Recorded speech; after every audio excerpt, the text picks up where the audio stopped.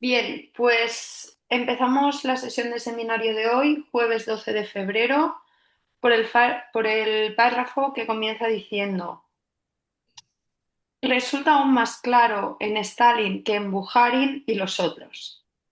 Relativamente tarde, en 1952, en la época de su poder ya absolutamente consolidado como dirigente tanto teórico como político, dice en la nota, práctico del comunismo mundial, como supuesto sucesor legítimo de Marx, Engels y Lenin, publicó un breve escrito intitulado Los problemas económicos del socialismo en la URSS.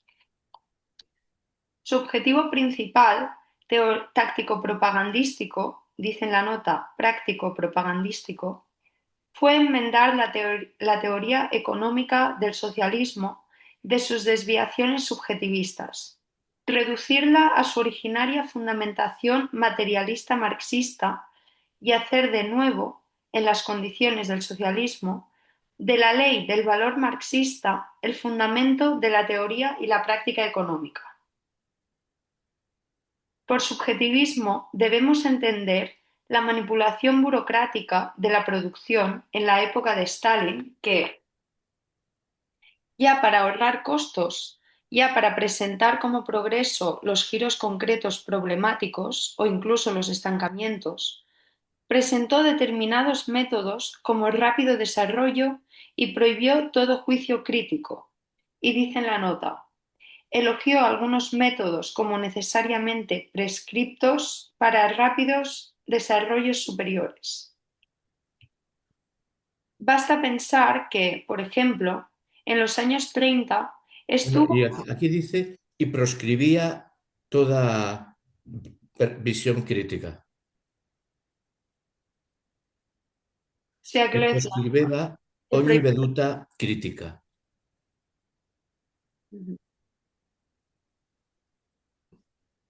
Basta pensar que, por ejemplo, en los años 30 estuvo por un cierto tiempo prohibido, considerándolo una desviación burguesa, calcular las cifras de producción por habitante.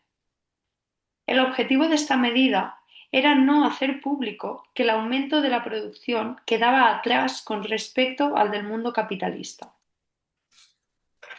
Dada la extensión de la Unión Soviética, comparando la producción global de ese momento con aquella de los años precedentes, podía remitirse a diferencias numéricas grandes en sí mismas y suponer que, estando prohibido un cálculo para el control crítico, los profanos no estaban en condiciones de evaluar el verdadero ritmo de desarrollo. Restablecer la ley marxista del valor significó entonces la tendencia, en sí correcta, a limitar esta manipulación burocrática extrema, es decir, el subjetivismo. O sea, a qué considera correcto o sea, reintroducirla más? eh, Significaba dar límites a esta manipulación burocrática. ¿Cuál de ellas? ¿La prohibición de Stalin o la prohibición del Producto Interior Bruto per cápita? La prohibición de Stalin, supongo que se refiere, ¿no?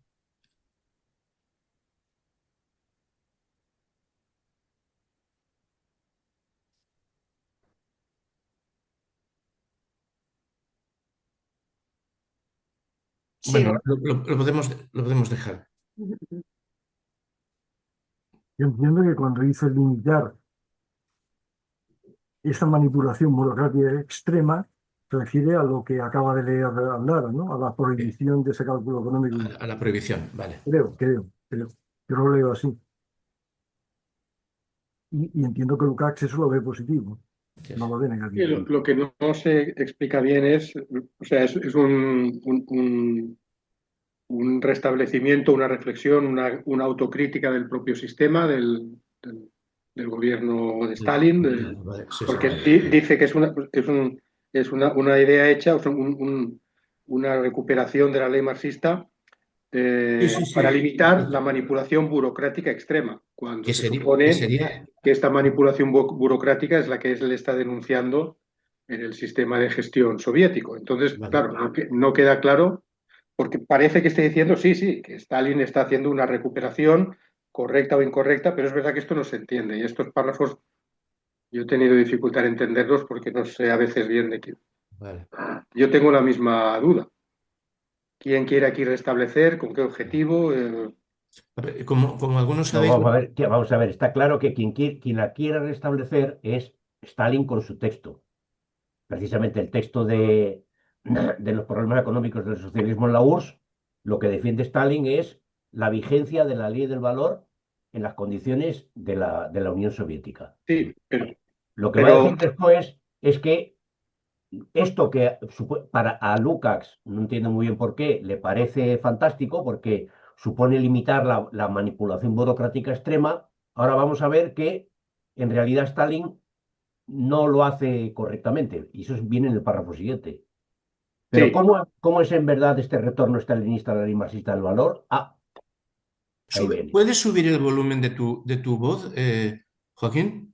lo que quiero decir, Joaquín, es que dice restablecer la ley marxista del valor, independientemente de lo que luego explicará, que si lo hace bien o mal, con el objetivo de limitar esta manipulación burocrática extrema, que se Sí, sí, lo supone que que va a da decir es vida. que Stalin no lo hace bien.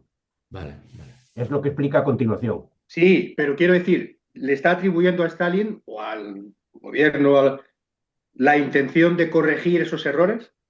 O Claro, sí, sea, sí, sí, sí, sí.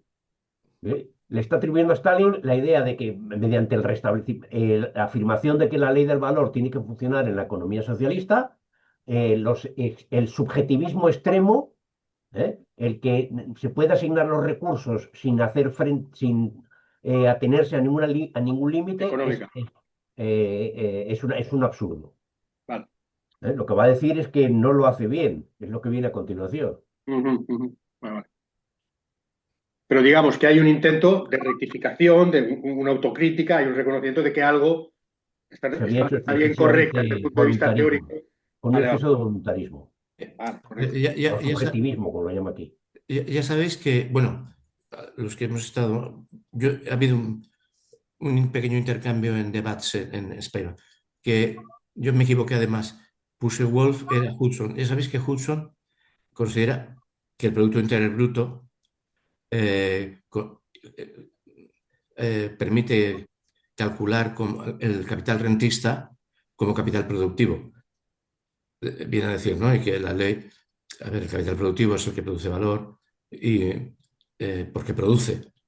Y el capital, bueno, en fin, bueno, esto lo podemos dejar porque sería, si habéis leído alguna vez o habéis oído alguna vez a Hudson, sabéis de qué va el asunto, ¿no? O sea, entonces, el Producto Interior Bruto, pues se hincha, bueno, eso, ¿no? Rusia no tenía Producto Interior Bruto más que un 30% y sin embargo tiene una economía productiva que nos da 100 y raya, ¿no?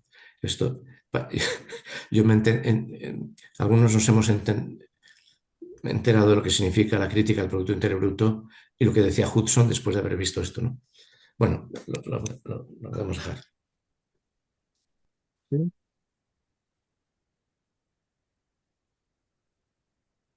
Pues sigo, ¿eh? En todo caso, perdonadme, yo no, pero es ignorancia de limitación mía. Yo no sé lo que significa la ley marxista del valor, es decir, restablecer la ley marxista del valor. Yo esa frase se me escapa, no sé, no me hago idea qué puede significar. Ahora lo vamos a ver en el siguiente párrafo. Por lo menos como lo interpretó Stalin.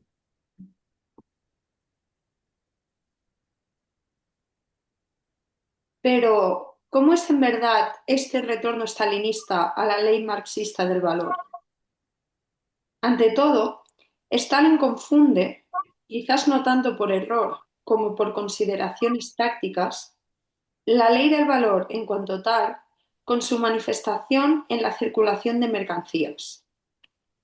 Así, a propósito del significado de la ley del valor en la producción, dice: se trata que para el consumo determinados productos que son necesarios para cubrir el gasto de fuerza de trabajo en el proceso de producción entre nosotros son producidos y realizados como mercancías, las que están sujetas a la acción de la ley del valor. Aquí se muestra precisamente la influencia de la ley del valor en la producción. O sea, A nos- confunde precio y valor sería, ¿no? ¿Qué has dicho, Joaquín? Que confunde precio y valor. No. Confunde la ley del valor que se aplica a la producción y a la circulación con la ley del valor que se manifiesta solo en la circulación. Vale. Pero en la circulación no se manifiesta en la forma de establecimiento de precios, No, los precios que se fijan pueden o no coincidir con él. Vamos a ver, hay dos precios. Un precio sujeto a la ley del valor, que es el precio de producción. Las mercancías llegan al mercado con su precio de producción. Y luego, en función de la oferta y la demanda, se fija el precio de venta al público o precio de mercado. Cosa que los economistas neoclásicos no entienden es que hay dos precios. Precio de producción y precio de mercado. El primero está determinado por la ley del valor y el segundo está determinado por la oferta y la demanda en un momento puntual. Y la ley del Y el, valor, y el segundo fluctúa por encima y por debajo a largo plazo, se iguala al precio de producción y fluctúa temporalmente por encima o por debajo. Esa sería, digamos, la interpretación clásica. haciendo Incorporada referencia a precio de producción como tiempo de trabajo medio socialmente necesario, medio Sí, socialmente exacto. necesario. El Vale, tiempo de trabajo incorporado en las máquinas, más el tiempo de trabajo directo, medio, en función de la calidad media de las máquinas, su tecnología media y el tiempo de trabajo medio en cada una de las ramas, efectivamente.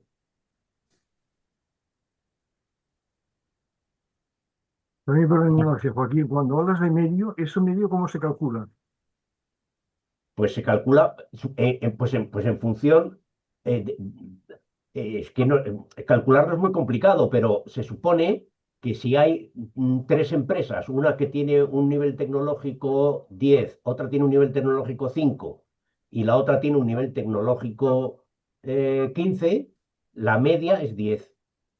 Ya, ya. El nivel de productividad medio, diríamos, la productividad media del sector, de modo que los que son más productivos que la media obtienen un beneficio extraordinario y los que son menos productivos pierden, ¿eh? No capturan todo el valor que tiene su producción. Pero es la media, la media por rama. Técnicamente no se puede calcular porque no hay datos sobre eso. Pero entonces, pero entonces, si Pero no se puede entonces, calcular, ya, si no pero, se pero puede el calcular, punto de entonces, partida, igual que el punto de partida es que las mercancías se venden a su valor o salen de la fábrica a su valor y el valor corresponde a las condiciones medias de producción. pero Es por otra decir, parte dices que no se puede calcular, ¿no? Pero has dicho que por otra parte no se solo con puede la calcular y dinámica eso del significa. mercado, solo con un mercado, digamos, en el que no hubiera interferencias, la dinámica de precio y venta en marcos amplios y con tiempo suficiente igual establecería esa media.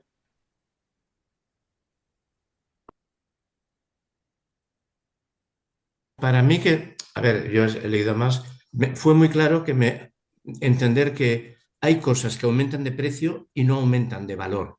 Por ejemplo, el rentismo o el capital financiero. Coge una cosa, la secuestra, la vuelve a vender, aumenta el precio, no ha añadido valor, porque no es producción, o sea, es simplemente, no sé si esto te aclara y no sé si esto es correcto, o sea, diciendo, no sé si esto aclara, Salvador, no sé si esto es correcto, Joaquín. es que cuando hablas de precio estamos hablando de dinero. Y Marx lo que dice, tomo dos, es que el único dinero que existe es el que surge de la producción, digamos, de la generación de valor, de la generación de valor. Entonces, si algunos sectores captan dinero sin generar valor, pues ahí hay una distorsión en la asignación de los recursos monetarios, diríamos, ¿eh? Que se traduce en tensiones monetarias, en inflación. ¿Qué es lo que explica la inflación? No el que se fabrique mucho dinero, como dice la teoría monetarista, sino que hay desequilibrios entre el flujo de valores que se tiene que contraponer con un flujo de dinero, porque una parte de ese dinero va a actividades rentistas, por ejemplo, ¿no? O especulativas. Bueno, pues sí, efectivamente eso es así. La ley del valor lo que dice es que en última instancia y a largo plazo, los precios de mercado convergen sobre los precios de producción. Y los precios de producción se establecen en función de las condiciones técnicas medias que en cada producción de cada mercancía existen. Y ese largo plazo no está determinado. Ese largo plazo, pues es el equilibrio siempre está en el largo plazo, nunca en el momento concreto. Pero aquí Es la largo plazo, ¿qué tendencia, significa? Largo es plazo, ¿qué significa? un punto tendencial, una asíntota que Eh, paralela al eje que no termina de converger nunca. pero aquí largo plazo no es un concepto técnico, es una metáfora o una forma de hablar, digamos, que no hay una Sí, precisión sí, sí, sí. temporal. No es decir, a 40 años, a 50 años o a 70. Bueno, Sí, no, lo que ocurre es que como no convergen, se producen las crisis. ¿Y las crisis qué son? Son momentos de ajuste drástico y brusco de los desequilibrios entre valores y precios.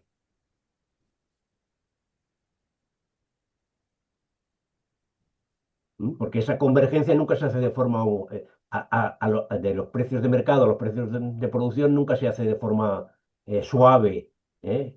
Y nunca llegan a converger en la práctica, con lo cual los ajustes hay que hacerlos a lo bruto, crisis. Bueno, son categorías que surgen de la relacionalidad total. O sea, hay prioridad ontológica de la relación sobre, o sea, un precio promedio que ajusta entre 5 y 15 es relacional. Y esto es quizás lo que a veces resulta difícil. eh, eh, mm, ¿Cuál será el precio de una mercancía? Pues dependerá de la intervención de otros capitalistas, de la relación del, del proceso global, de las consecuencias en el proceso global que bajan hacia los microfundamentos, no van de los microfundamentos al proceso global. Bueno, eso, que la categoría fundamental es relación, quizá, bueno, estoy desbarrando, borrad.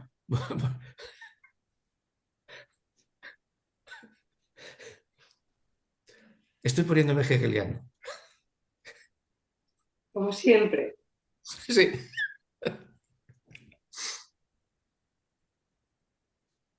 Sigo, ¿eh? Em, a nosotros nos interesa allí el método, que se revela aún con mayor claridad cuando llega a hablar de otros momentos importantes de la ley del valor.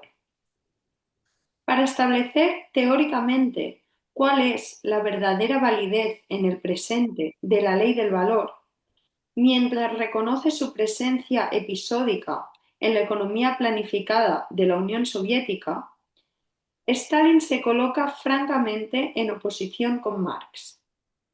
Desde luego, contando con que en las circunstancias de entonces sería muy peligroso para cualquiera aludir a esta contradicción. Plantea la cuestión de manera franca e inequívoca. Se dice, la ley del valor sería una ley permanente, indispensable para todos los periodos del desarrollo histórico, y cuando en el periodo de la segunda fase de la sociedad comunista la ley del valor pierda validez también como regulador de las relaciones de cambio, así seguirá en vigencia en esa fase del desarrollo como regulador de la distribución del trabajo entre las diferentes ramas de la producción. Eso es absolutamente falso. El valor es, igual que la ley del valor, una categoría histórica que está vinculada con la existencia de la producción de mercancías. Si desaparece la producción de mercancías, así desaparecen también el valor con sus formas y la ley del valor. eso es así, yo no lo sé de Sí, nada. yo ¿Sí? estoy de ¿Eso es acuerdo con razonable? Stalin. Eso es ¿Eh? razonable. Eso es Sí, razonable. estoy de acuerdo con Stalin. No sé por qué Lukács no. O Pero entonces sea, cuando estoy de habla acuerdo de, con esa afirmación. pero cuando La habla ley- de la oposición, Stalin se coloca francamente en oposición con Marx. En qué punto es que se me ha perdido? pues parece que lo dice en el siguiente, ¿no?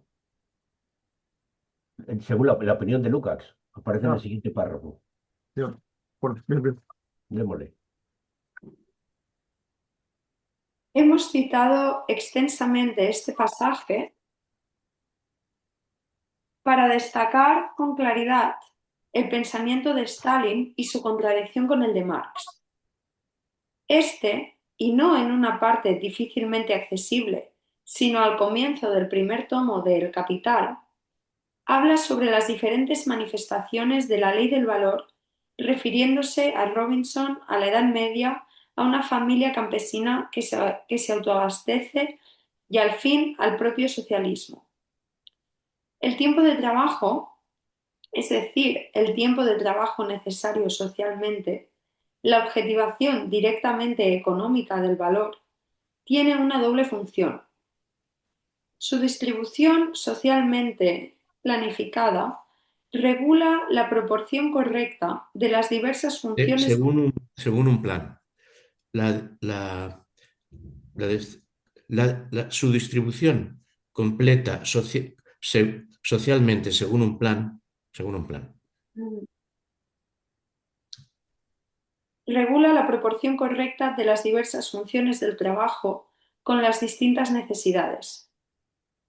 Por otra parte, Marx agrega, sirve el tiempo de trabajo simultáneamente como medida de la parte individual del productor en el trabajo colectivo y, por lo tanto, también en la parte destinada al consumo individual de la producción colectiva.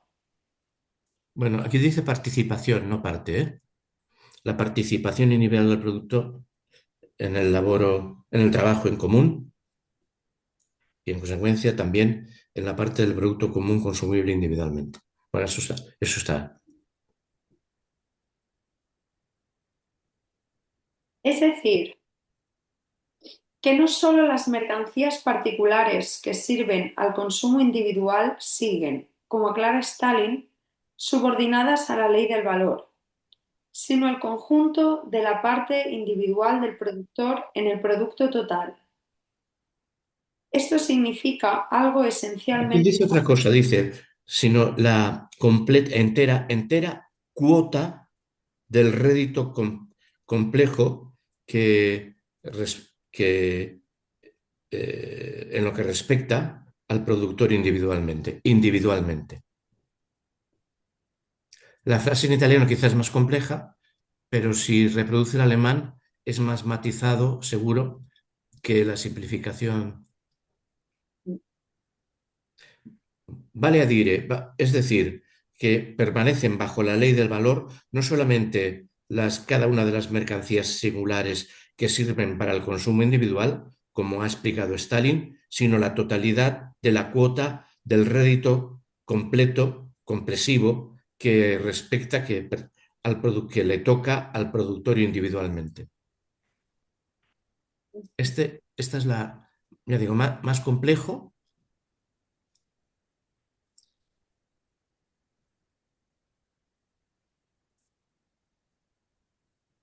Marx agrega que se trata solo de un ejemplo y caracteriza la economía del socialismo como aquella donde la parte de cada productor en los medios de vida está determinada por su tiempo de trabajo. Dado La partecipazione di cada produttore, la partecipazione di ogni produttore ai mezzi di sussistenza sia determinata dal suo tempo di lavoro. La participación de cada productor en los medios de subsistencia esté determinada por su tiempo de trabajo. A cada cual según su trabajo, vaya.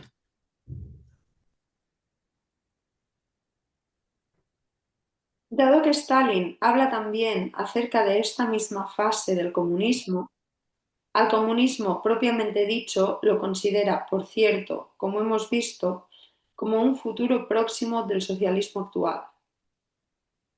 En el análisis de esta misma etapa del desarrollo histórico emerge el antagonismo de las concepciones. Que aquí lo que habría, si yo no entiendo mal, aquí lo que habría sería, por una parte, la posición, según Lukács, de Marx, ¿no?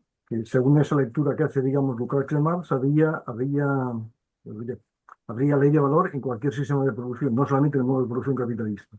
En cambio, según Stalin, esa ley de valor rige en el modo de producción capitalista. Y a Lukács le parece que quien está equivocado es Stalin. Y quien acierta es esa lectura que él hace de Marx, que esa ley de valor vale para cualquier sistema de producción, ¿no? ¿Es Es eso una más o menos? sí, exacto. Que es una lectura muy sui generis, porque yo creo que la lectura dominante y además razonable es la de Stalin. Es decir, la ley del... Bueno, primero hay un problema porque Marx nunca utiliza la expresión ley del valor. No utiliza nunca la expresión ley del valor. Pero lo que sí dice en muchas ocasiones es que el único trabajo que tiene valor, valor de cambio, no valor de uso, no es útil, no utilidad, sino valor, es el trabajo asalariado, el que se utiliza para la producción de mercancías. Por lo tanto, yo creo que aquí Se deduce, ¿no? la idea de Lukács de que, como dice en el párrafo, para Marx la ley del valor no está unida a la producción de mercancías, bueno, es un poco fuerte esto que dice. Yo creo que va muy en contra del Capital, de los textos de Sí. Marx, ¿no? Bueno, pero Lukács cita Marx. Lukács cita el libro 1 del Capital, si no recuerdo mal, ¿no? Y para Sí, argumentar su lo que posición pasa es que hace cita Marx. una cita agarrada por por los pelos. Porque más una cosa es que el trabajo en cualquier sociedad hay que distribuirlo en función de de las necesidades que se quieran satisfacer, y por tanto hay un criterio de distribución y de asignación del trabajo, incluso en el caso de Robinson, que tiene que decidir cuántas horas va a dedicar a una cosa y cuántas horas va a dedicar a otra. ¿eh? Eso es una cosa, pero eso no es el valor. ¿Mm? ¿Eh? Una cosa es distribuir el trabajo, y otra cosa es la forma en que se distribuye el trabajo en la sociedad capitalista, en la sociedad productora, en la que el trabajo se organiza para producir mercancías como paso previo e intermedio para satisfacer las necesidades, con el objetivo no de satisfacer las necesidades, sino de obtener una ganancia por parte del capitalista. Eso es específico del modo de producción capitalista. Y por eso, en la ley del valor, es decir, que los productos le llegan, se distribuyen en función de su valor, es propio del capitalismo. Porque, y solo se manifiesta su valor en el dinero.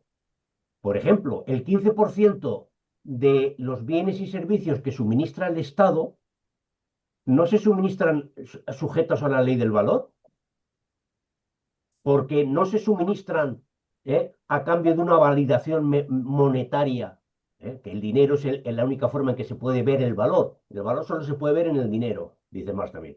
Pero las carreteras que hace el Estado o los servicios públicos no se entregan a cambio de una cantidad de dinero. Luego, ahí no rige la ley del valor. Hay un criterio de asignación de recursos, de asignación de trabajos, ¿eh? pero que no es capitalista, en el que no rige la ley del valor. Y por eso es tan pequeño siempre el espacio no mercantil en las sociedades capitalistas, por cierto, que nunca pasa el 15%. Ese 15% es un valor que has introducido. El 15% de la riqueza generada en un año, digamos, en la economía más socializada, Noruega, pues no pasa del 15%. En España está en un 12%. ¿Por qué? Pues porque entra en contradicción con las condiciones necesarias para el funcionamiento de la ley del valor, que es que el capital sea dominante y asigne la mayor parte de los recursos. Entonces, esta afirmación de Lukács me parece traída un poco por los pelos, pero bueno, sigamos. Bueno, pero Joaquín, tal como tú lo dices, si no te he entendido mal, tú lo que dices es que Lukács ahí mete la pata, ¿no? Está diciendo algo que es incorrecto desde tu punto de vista, ¿no? Exacto, Creo, ¿no? yo creo que es correcto más bien la interpretación de Stalin. Y perdona que abuse de tu... cuando hablas del 15%, ese valor es un valor que se ha dado por casualidad. Dentro de la argumentación podría ser No, ambiguo, pues podría que no ser... mira, miras, cuando miras en las estadísticas del Producto Interior Bruto, que no aparecen, pero suelen aparecer en las tablas input-output, miras lo que se llama la producción no mercantil, Mm, producción de bienes y servicios no mercantil, que es mm. la que hace el Estado, pues es un 15%, 12%, 10%. Por cierto, la contabilidad hasta el año 2012 o 2014 española, en las tablas básicas de la contabilidad, aparecía producción de no mercantil, pero ya lo han quitado. Ahora tienes que ir a buscar en las tablas input-output que se renuevan cada 5 años y no cada trimestre. Pues por alguna razón habrá sido. Pero es eso. Y mira las tablas de Noruega, las de Estados Unidos, las de Alemania, 10-12%. Porque lo que hace el Estado sobre todo es transferir dinero de unas manos a otras. Eso sí, y puede ser el 30% de la actividad del Estado, el 30% de la riqueza, que se transfiere a través de los impuestos, cotizaciones sociales. ¿eh? Por eso dicen, no, es que el Estado ocupa el 30, la mitad de la economía de la actividad económica. No, perdone.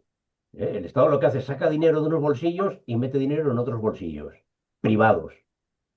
Y eso representa un tercio de la riqueza nacional, de la renta nacional. Pero lo que hace el Estado, que no hace el capital, es solamente un 10%, un 15%. La producción real. Aunque ese hacer del Estado no sea con empresas públicas, sino que sea con empresas privadas, ¿no? Estás diciendo eso. Que sea con empresa privada o no, que sea con no, una empresa pública es una empresa mercantil. Estamos Mm, hablando de servicios públicos, es decir, policía, vale, vale. obras públicas, Mm, escuelas públicas, hospitales públicos, de acuerdo. actividad del sector público, no empresas privadas propiedad del Estado. Eso es otra cosa. Eso entra dentro de la economía mercantil, aunque sea en propiedad del Estado. Por eso Stalin dice que una parte de la producción, que como se distribuye a través del mercado y hay que entregar dinero para adquirirlos, pues ahí funciona la ley del valor, en la URSS. Y hay que respetar el funcionamiento de la ley del valor y las limitaciones y todas esas cosas. La estructura de costes, en fin, cubrir los costes y todas esas cuestiones. La, la Perdona, Joaquín. acusación, la acusación tradicional era que la que economía burocratizada no respetaba la ley del valor, además. Es la que se ha... Que se pasaba, que decía, bueno, aquí podemos distribuir lo que queramos porque todo es voluntad política, todo es decisión política. Como todo es política, no hay economía, hacemos lo que queremos. Y se provocaban los colapsos, las despilfarros, la falta de orden. ¿eh? Se asignaban Perdona, cosas, Joaquín, se sacaban tornillos para poder hacer las cosas. Joaquín, igual digo una tontería, pero eso que decías de que lo que produce el Estado en hacer carreteras, por ejemplo, no rigen en la ley del mercado, eh, pero igual sí que indirectamente en el sentido de que favorece o hace posible que ese valor aumente o disminuya porque digamos que los, Pero asala- si haces los una autopista, las mercancías irán más rápido y por tanto el valor se realizará más rápido. Eso es cierto. O sea, que sean actividades funcionales o no al proceso de acumulación es otra cosa. Pero que a la hora de decidir construir una autopista aquí o poner un puerto en este otro sitio, no se toma en consideración el retorno monetario Mm. de esa actividad, pues es evidente. Que por cierto, eso es parte del intento del neoliberalismo. Value, como decían los ingleses, value for profit, o algo así, no me acuerdo. Una expresión que utilizaron los neoliberales y también los laboristas neoliberales para decir que no, el Estado también tenía que tener en cuenta, entre comillas, la ley del valor. Es decir, que toda aquella decisión de gasto en forma de bienes y servicios que hiciera el Estado, habría que establecer un criterio contable que permitiera demostrar que el resultado final era superior a los costes de producción, por decirlo de una forma rápida. ¿Mm? Eso es parte de la ideología neoliberal, que obviamente nunca se pudo llevar a término completamente, pero aquí tenemos también algunos hilillos de esa historia. Cuando, por ejemplo, el PP empezó a dar facturas a la gente en los hospitales, La intervención que ha tenido ha costado tanto dinero. Bueno, un intento de decir, vamos a llevar una contabilidad en términos de valor, de precios, porque los valores se expresan en precios, de lo que cuestan los servicios públicos. No se le ocurrió decir, eso lo hicieron con los hospitales, no con los juzgados. ¿Eh? La hora que ha tenido usted, esta hora que ha estado usted en el tribunal de lo penal, y que le ha condenado a usted a 20 años de cárcel, le ha costado tanto dinero. Eso no lo dice.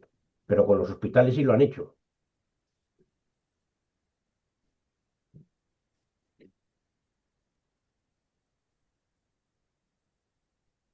Seguimos, ¿eh? Veamos. Para Marx, la ley del valor no está unida a la producción de mercancías. Cuando Stalin lo afirma, de ninguna manera se trata de un simple balbuceo. Presenta propagandísticamente la vía de construcción del socialismo, que en las cuestiones decisivas se aparta del marxismo. Dice en la nota, se aparta de Marx. Como si no hiciera otra que traducir en la práctica la interpretación correcta de la teoría de Marx. Dice lapsus aquí, no balbuceo, ¿eh? No es un simple lapsus. Bueno, también hay, en la frase siguiente también se aparta, me parece más concreta la que tengo yo aquí en italiano, pero el sentido es el mismo, aunque es en castellano, pero se aparta, es más vaga.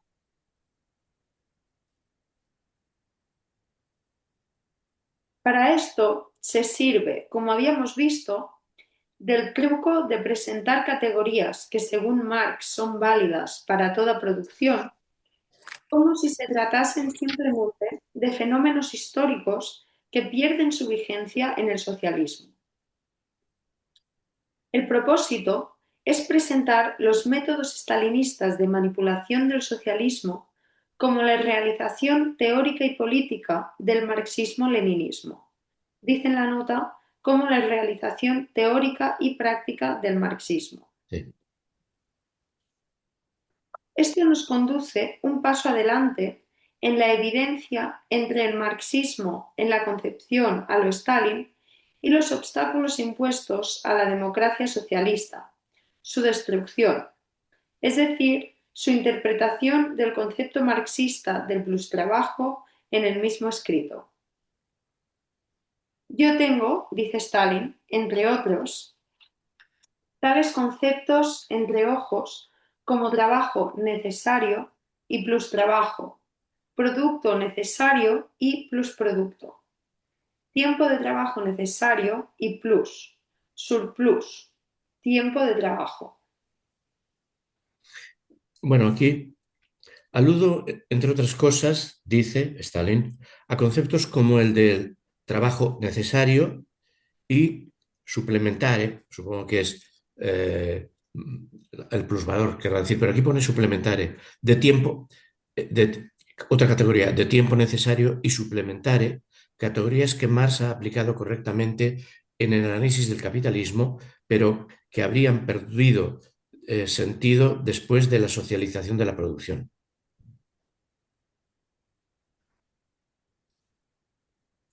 Sí, ahora llegamos a esta frase también.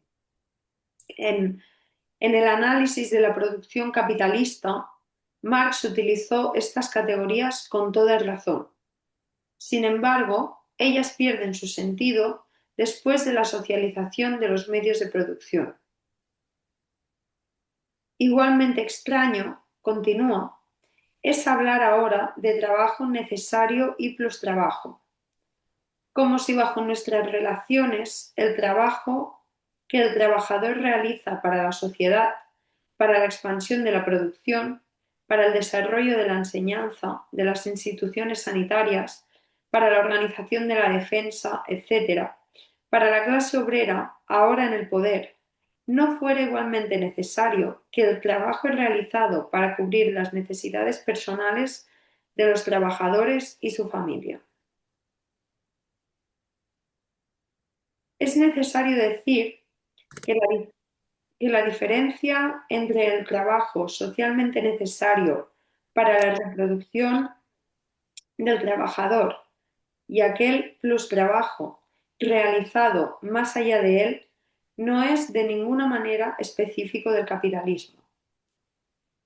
Es una característica económica importante, incluso decisiva, del desarrollo de la reproducción económica en general desde la prehistoria hasta el comunismo. Basta recordar cómo la base económica de la esclavitud, como progreso social frente al inicial asesinato o incluso devorarse de los enemigos prisioneros, se basa precisamente en el hecho económico que el esclavo puede realizar una cantidad de trabajo mayor de lo que es necesario para su reproducción. Marx agrega también que en la esclavitud, a diferencia de la servidumbre y del trabajo asalariado, aparenta a primera vista desaparecer el trabajo necesario para la autorreproducción, del mismo modo que pareciera desaparecer en el trabajo asalariado capitalista el trabajo excedente, el plustrabajo. Se trata de una apariencia que desde luego es necesaria, pero que no por esto deja de ser solo una apariencia. Las tres formaciones económicas se basan objetivamente en la apropiación de la plusvalía por parte de la respectiva clase dominante. Apropiación que en relación al papel de la violencia inmediata desnuda o de la coerción económica ha asumido sin duda en la historia diversas formas. Sin embargo, el hecho económico fundamental del desarrollo social, es decir, la constante disminución tendencial del trabajo socialmente necesario para la reproducción de la vida individual y el crecimiento de igual modo tendencialmente constante del plustrabajo, el hecho económico fundamental del desarrollo social, que en lo inmediato da lugar a la explotación, pero que, mediado de diferentes maneras para las diferentes formaciones, también puede contribuir con los objetivos generales sociales del desarrollo de la personalidad, es para Marx, asimismo, una ley inalterable del progreso económico-social. Bueno, esta es una, ahora me refiero a la parte más histórica. Esto es una simplificación, es decir, que la esclavitud aparece cuando hay un excedente. Históricamente, lo que se descubre es que donde aparece la esclavitud masivamente, que es en las sociedades neolíticas, lo que hay es una reducción del consumo. Es decir, los esqueletos, los esqueletos son más, los tamaños son más pequeños, la osificación está menos calcificada. Es decir, tú puedes conseguir un excedente obligando por la fuerza a que la gente consuma menos. Que es normalmente como se consiguen los excedentes, que tradicionalmente, ¿no? Esta es una de las cosas que la antropología histórica, o sea, el neolítico, hombre, sociedad campesina, hombre, mejor consumo que las sociedades recolectoras y cazadoras, ¿no? Los restos óseos muestran una peor alimentación, más carestías, más enfermedades. Entonces, bueno, evidentemente son conjeturas, ¿no? O conjeturas bien fundadas, o fundadas sobre bases, ¿no? Pues, disminuye la calidad, se explota más. El primero es la economía de la edad de piedra de Marshall Salins, pero luego en los años 70. Pero bueno. Pero, ¿Hay alguna otra cosa? vamos, aquí perfectamente se podría decir que efectivamente, por la vía de disminuir las condiciones de vida, disminuye la cantidad de tiempo socialmente necesario para la reproducción. Tanto te da que te reproduzcas con una buena salud o que te reproduzcas y mueras a 10 años antes, tengas una esperanza de vida menor que los cazadores recolectores. No dejaría de ser verdad que efectivamente si tienes un poder encima que solo te da 1 kilo de trigo en vez de los 2 que conseguías cuando no estabas sometido a ninguna clase de explotación, pues perfectamente sería posible que se cumpliera esa ley, ¿no? La disminución del trabajo socialmente necesario, puesto que por H o por B te quedas con menos que antes tenías. Sí, sí. Esta es la serie de cosas que se abre, bueno, de la antropología histórica, incluso marxista, ¿no? O sea, eh, que además la gente no quería sedentarizarse, a pesar de que conocían cómo funcionaba el cultivo. O sea, que dices, una vez aparece el cultivo, se sedentarizan, cultivan las parcelas, se vive mejor. No, ellos saben las técnicas de cultivo. O sea, pueblos nómadas, se ha descubierto que había pueblos nómadas que eran capaces de cultivar, pero no querían sedentarizarse. Porque el sedentarismo, bueno, en fin, ahí empiezan los debates, ¿no? ¿El sedentarismo quién lo obliga? ¿El grupo dominante? Pues a lo mejor sí. En fin, bueno, o sea, aquí variantes que eran consideradas evolutivas se han separado. O sea, En, en la arqueología moderna, eh, es decir, se conoce que hay grandes zonas en las que eso fue así, pero que efectivamente haciendo gala de o sea, demostrando que la historicidad es absolutamente radical, demuestran que hay zonas en las que se produce sedentarización sin necesidad de que se reproduzcan sociedades de clase ni jerarquizaciones. Es decir, desarrollo de la agricultura en régimen de explotación colectiva comunitaria. Es decir, esto ahora hay cada vez más. otra cosa es que quizás, claro, las más conocidas sean las grandes, obviamente, ¿no? Han dejado más restos también arqueológicos, las grandes culturas del pasado, pero incluso esto se puede leer en un chico aquí eh, español, bueno, en arqueólogos españoles, un tal Rodrigo Villalobos y tal, que hace trabajo de divulgación sobre estudios sobre la península ibérica. Y entonces que demuestra que toda esa serie de parámetros, ¿no?, que se han tendido a simplificar, aparición de patriarcado, en su vinculación a jerarquización de la sociedad, en su vinculación a paso de sociedades cazadoras-recolectoras a sedentarias agrícolas, no hay ninguna correlación que obligue a asociar, por ejemplo, patriarcado a sociedad cazadora-recolectora o neolítica. No hay ninguna correlación que obligue a asignar sociedad cazadora-recolectora necesariamente a sociedades comunistas, primitivas, entre comillas, que no pueda serlo en sociedades que desarrollan la agricultura y el sedentarismo o formas mixtas de... Es decir, la cosa en realidad, a medida que se conoce, se hace trabajo de campo, se reconoce que es más compleja y que no hay ninguna línea que empuje en un sentido determinado, ¿eh? Esto es muy, muy, muy, muy interesante también porque refuerza la idea de una historicidad radicalísima. Y lo mismo en relación al papel de la mujer, por ejemplo, ¿no? Que es un tema muy estudiado, quizás porque se haya puesto muy de moda, pero no, bueno, esto. El libro es de divulgación y síntesis. Bueno, bueno, o lo dices luego cuál es.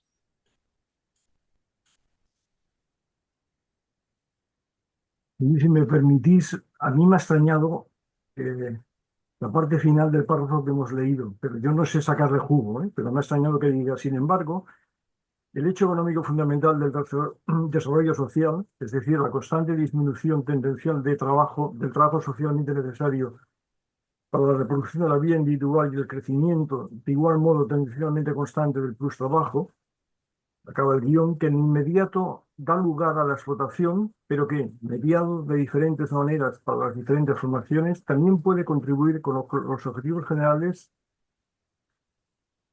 sociales del desarrollo de la personalidad, ¿no? Aquí se habla de otro tema, ¿no? Es decir, aquí se tocan temas que tienen que ver con, no sé, con la vida, ¿no? O con, no sé, pero, ¿no? Y luego acaba diciendo que es para Marx asimismo una ley inalterable del progreso económico-social.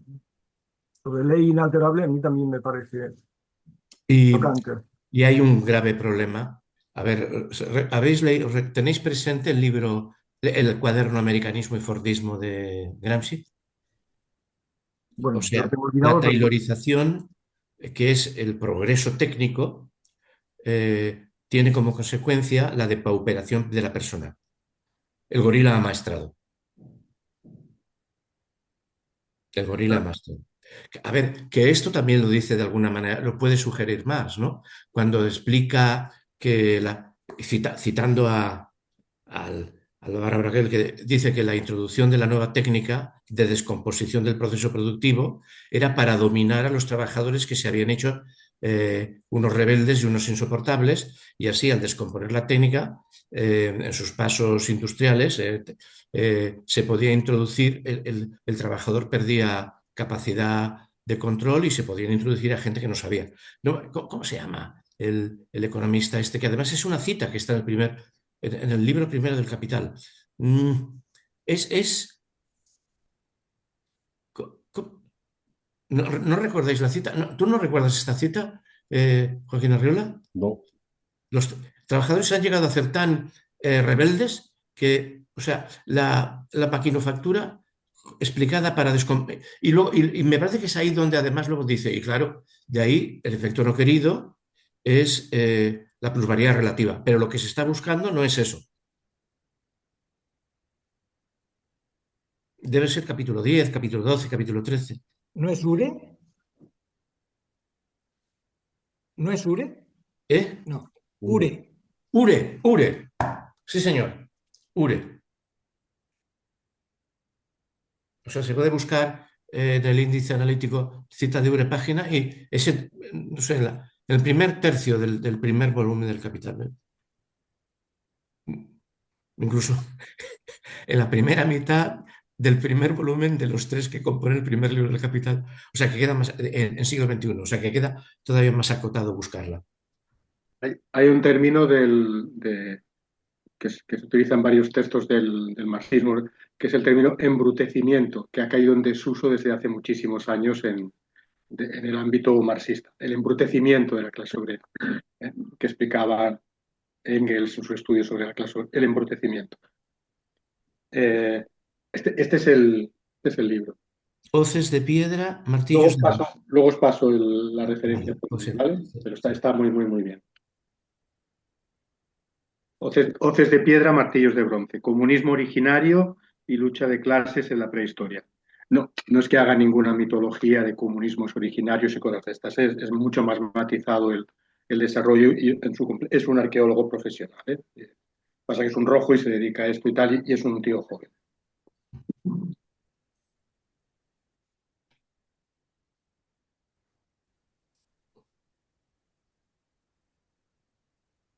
¿Seguimos?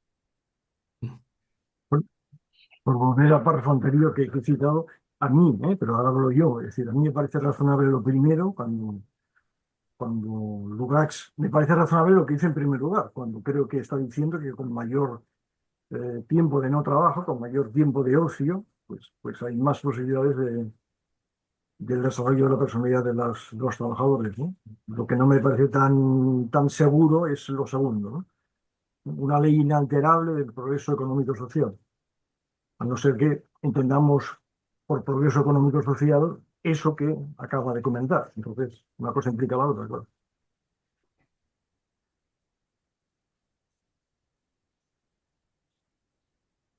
Hombre, es que es una realidad. El proceso de eso, nadie, hoy prácticamente, ¿quién trabaja para satisfacer sus propias necesidades? En lo que es el trabajo productivo, nadie, porque todo es para el mercado. Y el trabajo reproductivo cada vez es menor. Cada vez se le dedica menos tiempo, entre otras cosas porque hay instrumentos electrodomésticos, etcétera.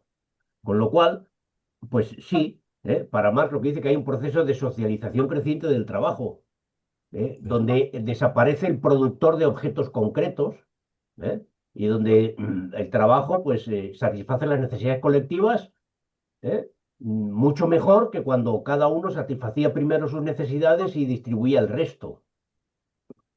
¿Eh?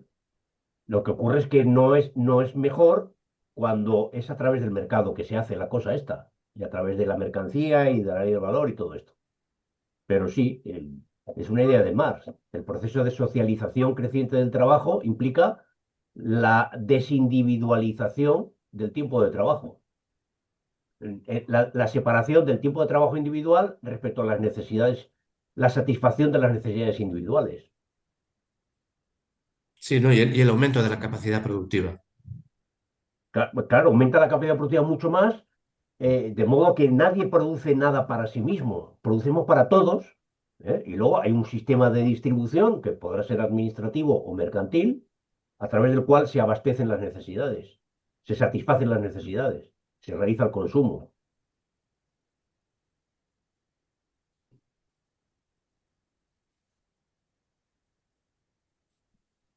O sea, eso de que cada uno vuelva a cultivar su huerto y sus propios tomates y tenga cada uno un huerto ecológico en el balcón de casa, bueno, pues eso no es un proyecto social a largo plazo, ¿eh? Eso es precisamente el resultado del entretenimiento que puede uno desarrollar por el desarrollo de las fuerzas productivas y por la liberación del tiempo de trabajo. Eso, el cultivo de los tomates en el balcón no es tiempo de trabajo, es tiempo de relax, de descanso, de contemplación, ¿eh? Cómo crecen los tomates y eso. Pero no es un mecanismo para distribuir los tomates al conjunto de la sociedad.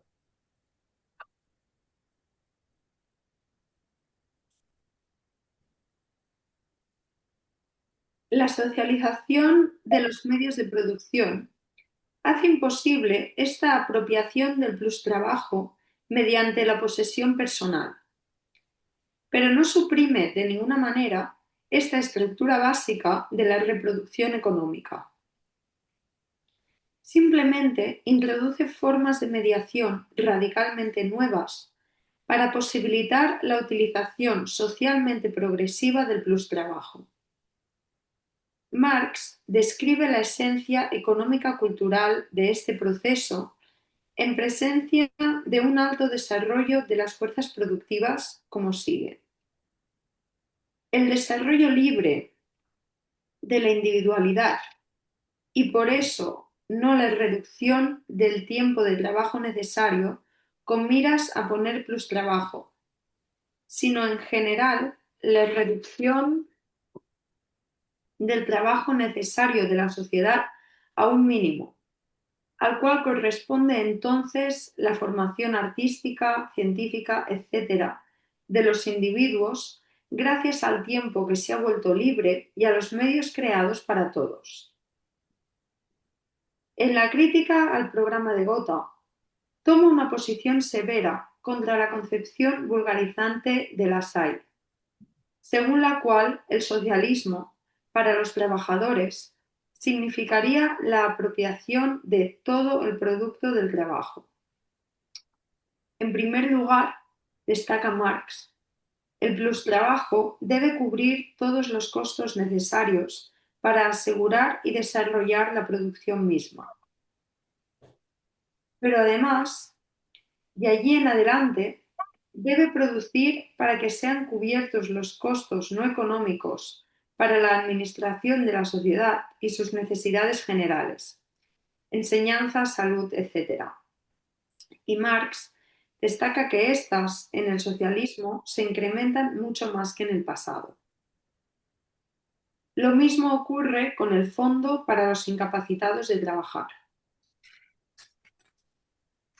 Estas necesidades determinan el marco económico para el consumo individual, para la autorreproducción individual de los trabajadores en el socialismo. Stalin no hace otra cosa que poner patas arriba esta concepción falsa de Lassalle, esta vez para declarar que la categoría del plustrabajo es inexistente en el socialismo. Ya hemos citado sus argumentos. A ver, lo que tenemos aquí es una, o sea, el capital el capital de Marx es un análisis del capitalismo, aunque tampoco es esa la palabra que usa.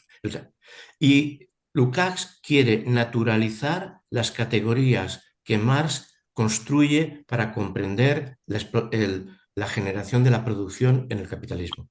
Bueno, usar la palabra naturalizar, universalizarlas a todas las etapas. ¿Veis lo que ¿Veis por dónde creo que va? ¿Eh? O sea, Stalin dice, no, la ley del valor desaparece en cuanto se supera la sociedad del capitalista. Y él dice, no, es una categoría, o sea, entonces, un libro que ha sido dedicado a la crítica de la economía política quiere ser convertido en modelo normativo para explicar todo tipo de producción en todo tipo de época. Y entonces se hace un mal uso. En este sentido, como dice Joaquín, tiene razón. Stalin tiene razón. No es un libro que sirva para explicar todos los procesos económicos de la mundialidad. Está construido para comprender el despliegue de un proceso productivo histórico. Es-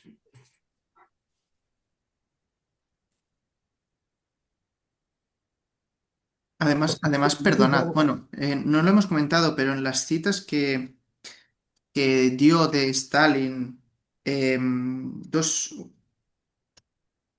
un par de páginas antes, realmente no se entendía en absoluto si quien decía eso era Marx o era Stalin. O sea, me parece que lo que está concluyendo ahora no tiene nada que ver con lo que ha estado defendiendo, ¿no? En base a los textos.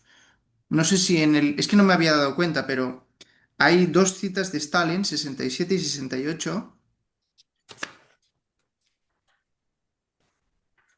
en las que en realidad habla, o sea, como si fuera Marx el que habla. tú hablas de... Bueno, yo aquí estoy todavía en la 64. No, no, no, no, de las notas al pie de página, No, Joaquín. no, no, de notas a pie de página. Bueno, bueno, Ah, eh, vale, porque vamos distinto. a lo Bueno, mejor, claro, bueno, no, no, esas dos notas, las dos notas anteriores, que son de Stalin, ¿no? 61. IBI PP 110-111, OPCID 27-28. Si no me equivoco, sí. Bueno, en fin, Sí, es igual, disculpad. Es que me parece que Ya, no sí, tiene ni sí, pies ni sí, cabeza. es la de los lo pone a pie de problemas página, económicos del 67, socialismo. 68 Stalin, sí, sí, sí. Sí, Sí, no, él claro, hace pero una referencia a la obra de Stalin de los problemas económicos del socialismo en la exacto, URSS y luego va exacto, diciendo obra anteriormente citada. exacto. Pues aquí él lo escribe como si fuera Marx el que agrega eso, Marx el que utiliza esas categorías, pero luego lo pone como si lo hubiera dicho Stalin. Lo digo porque es que estaba repasando lo que había defendido antes, que me parece que no, eso, ¿no? Que mezcla churras con merinas y que no, vaya, que no creo que se pueda justificar lo que hace, pero es que la misma citación, no sé si por problema de traducción o por qué, no es nada clara. Vamos, no sé si soy el único que lo ve así. Dice que Marx agrega algo y lo explica, lo cita, pero luego es Stalin el que aparece citado. Vale, vale. Bueno, en fin, Es muy confuso, todas estas páginas son muy confusas para mí. es que al menos en esta traducción que estamos manejando no es posible determinar qué Ni, significa todo ni- esto. ni en la italiana tampoco. Ok, ok. ¿Tú también tienes la italiana ahí, Antonio? Sí, yo ¿Tú también también la tenías una tengo. italiana, Antonio? Sí. Yo también la Sí, tengo. tampoco es claro, tampoco es claro. Ujú.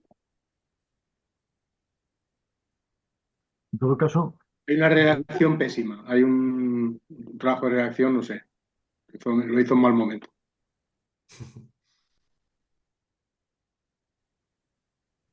volviendo al comentario de Joaquín, a mí también me parece extraño. Es decir, que no es que quieran naturalizar las categorías marxianas para comprender el modo de producción capitalista, ¿no? Pero sí que las universaliza, ¿no? Entonces, Las universaliza, ¿no? Las generaliza para otros sistemas de generaliza. producción, ¿no? Y a mí me parece raro que Lukács eso le parezca razonable, ¿no? Porque tal como lo explica, él piensa que eso es razonable. Él tiene un proyecto que es ¿qué es el hombre? O sea, una ontología del ser social. Y entonces intenta fundamentarla sobre el capital. Pero claro, el capital no es una obra de crítica de la economía política. No pretende, está construida de otra manera. no para generalizar. Entonces, por eso, de vez en cuando, Lukács se va a los manuscritos de París, la esencia genérica de la especie y estas cosas. Claro, este libro es del 68, 68 y 15 son 80 y tantos. Esos son los años que tiene en estos momentos y tiene ya un proceso galopante de arteriosclerosis, además de un cáncer. Bueno, es lo que se llamaba, antes se hablaba de arteriosclerosis, ¿no? Que podía ser un Alzheimer, bueno, una demencia, tenía problemas de este tipo ya, además de un cáncer. Muere en 3 años, o sea, aguanta aún 3 años.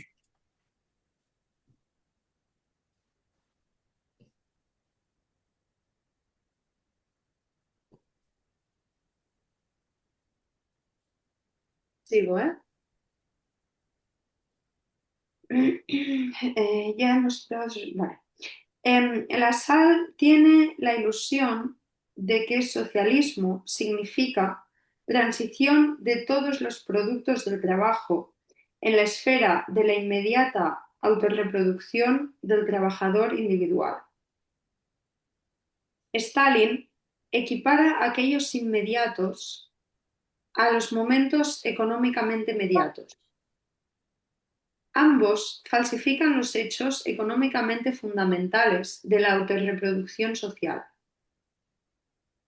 Lo hacen a primera vista de un modo antitético, pero esta contradicción se apoya en los dos casos en el desconocimiento sistemático de las verdaderas mediaciones económico-sociales.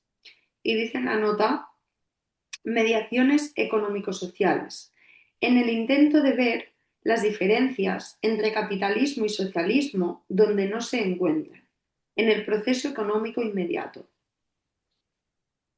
Esto sigue siendo muy oscuro, ¿eh? Lo de lo que, como se ha visto, Lassalle tenía la ilusión de que el socialismo significase el paso de todos los productos del trabajo a la esfera del proceso autorreproductivo, o sea, que todo se consumiera inmediato de cada trabajador.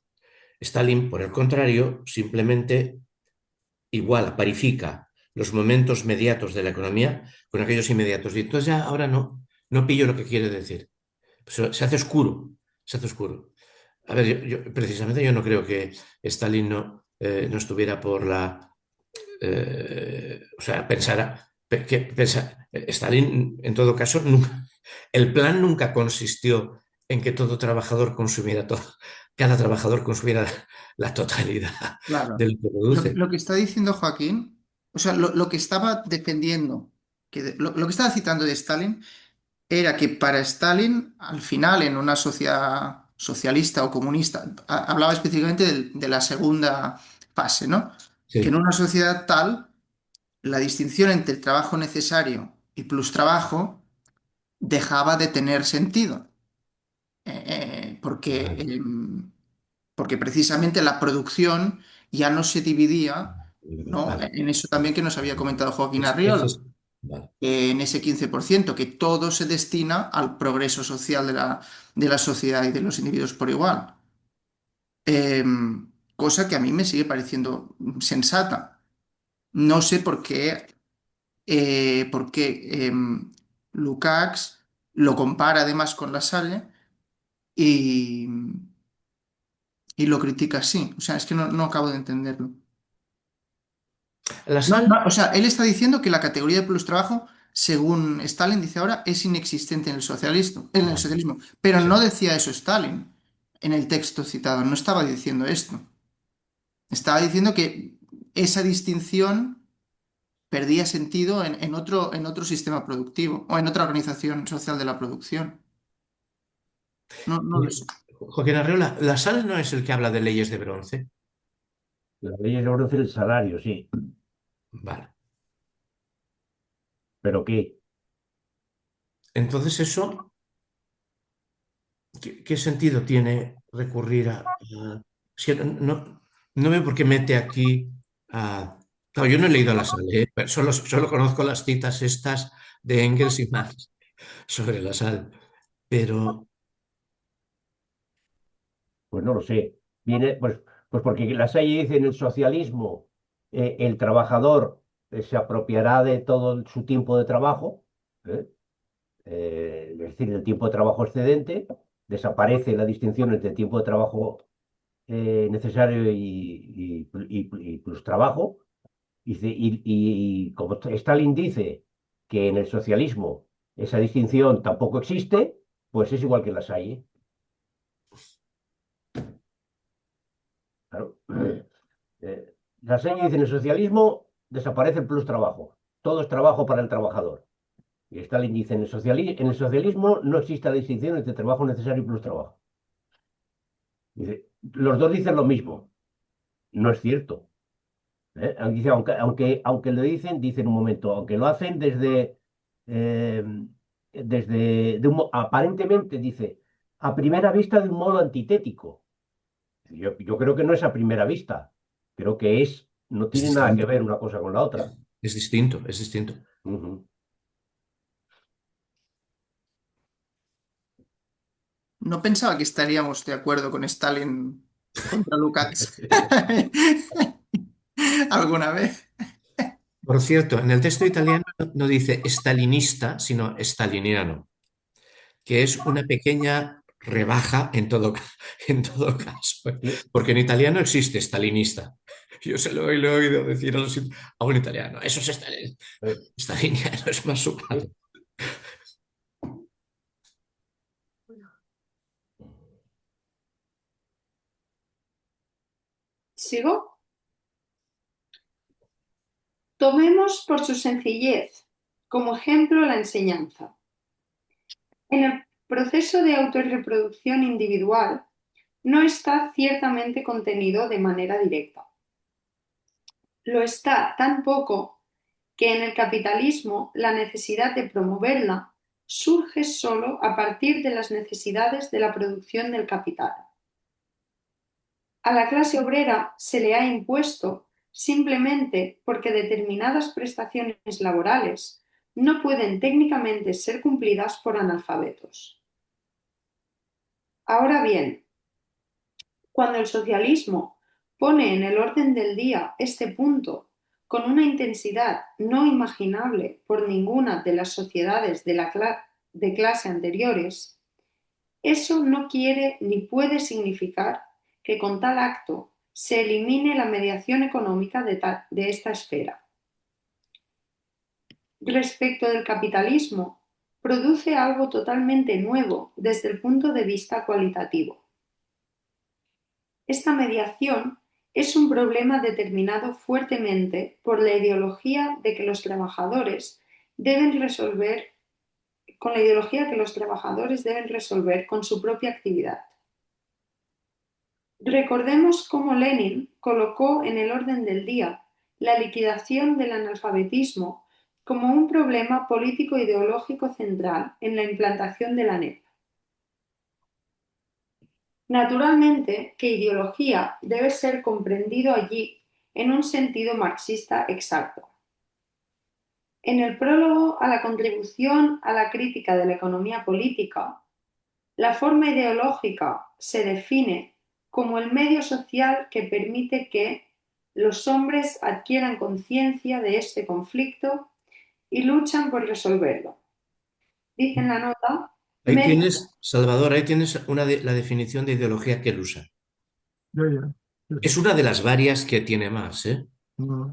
Porque para Marx ideología no es un concepto técnicamente, bueno, hay varios usos. Hay libros sobre esto, no estoy hay libros que han explicado por ejemplo, sería como falsa conciencia en otros casos. Aquí no, aquí es como el medio en el que comprendemos las cosas.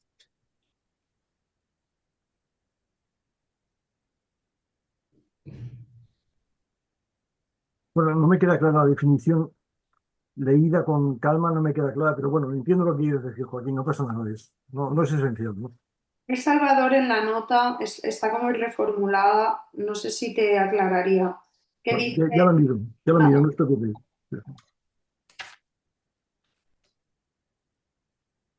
pues sigo, ¿eh? A mí me extraña esto de que una forma ideológica sea un medio social, ¿no? Porque es lo que está diciendo, ¿no?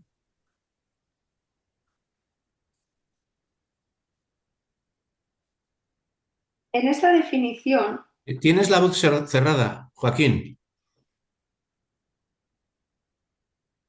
es que a lo mejor no está hablando con Ah, nosotros. quizá no está hablando con nosotros. Vale, sí, sigue. Perdón, perdonad.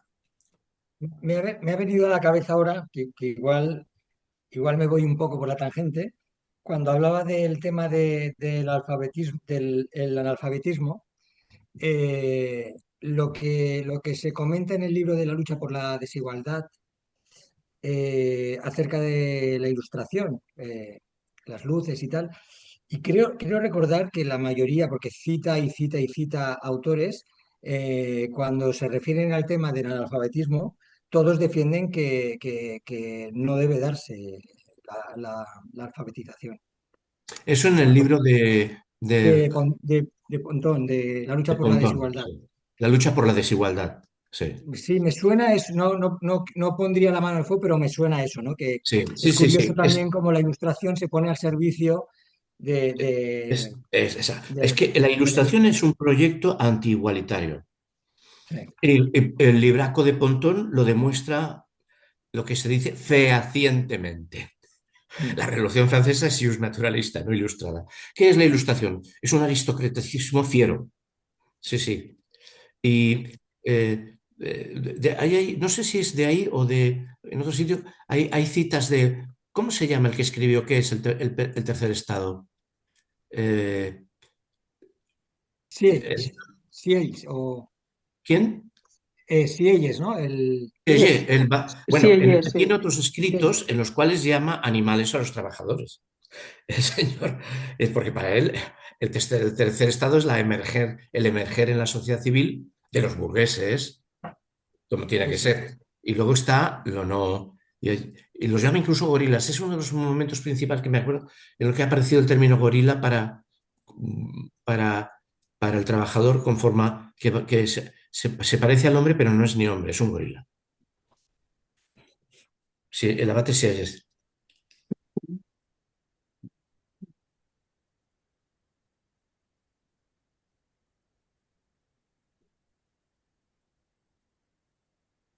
Vale, sigo, ¿eh? Mm. En esta definición salta a la vista la dualidad de su dialéctica interna. Los conflictos a resolver se derivan de la irregularidad objetiva con la cual se plantean las contradicciones entre fuerzas productivas y relaciones de producción.